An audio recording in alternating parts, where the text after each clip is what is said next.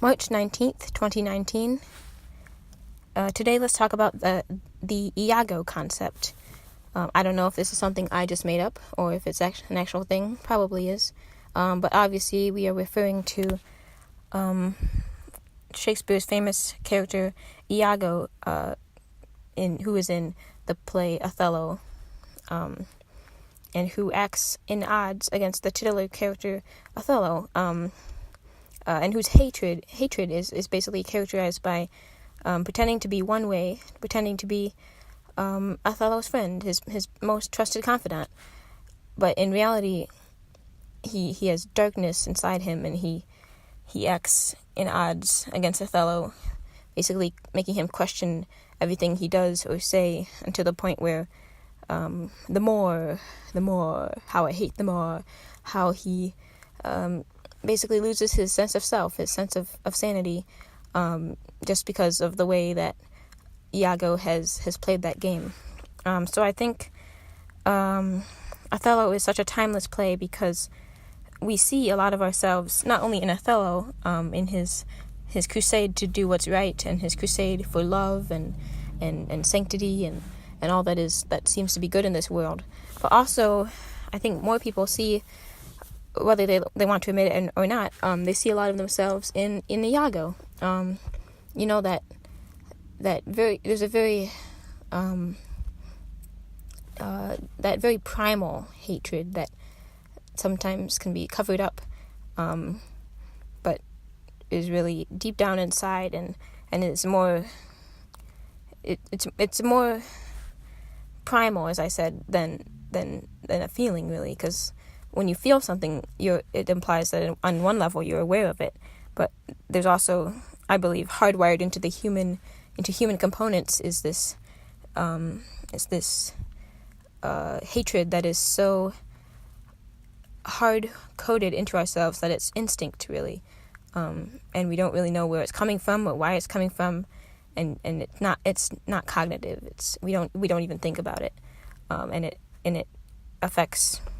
our behavior, our words, our actions towards other people. So I think a lot of people do see themselves in Iago, and it's something we don't like to admit, but that's why the play Othello has withstood the test of time, and is, for people who have seen it, more popular than the likes of Romeo and Juliet, which is, of course, the tragic love story of two star-crossed lovers. And in many ways, that is also Othello, what the play Othello is, but in a much more, in a way that can be, I think applied to the modern world, much more applicable to what's going on today, and much more timeless. So I think the Iago concept is very enduring. We look at the things that have gone on in history that have been informed by hatred. The Holocaust, massacres, even ways that we put up walls, our borders, the way we draw district lines, to make sure that certain people that we have a deep primal hatred for, whether we admit it or not, cannot have the say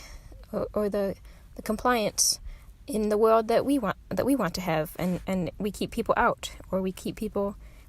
ourselves in, much in the same way that Iago keeps his hatred in, while pretending to exude love and kindness. It's hard to admit that we each have a piece of Iago in ourselves,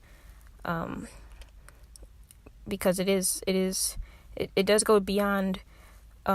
thinking, and that by the time we've done an action, we don't realize how much of it was informed by something we weren't even aware of, and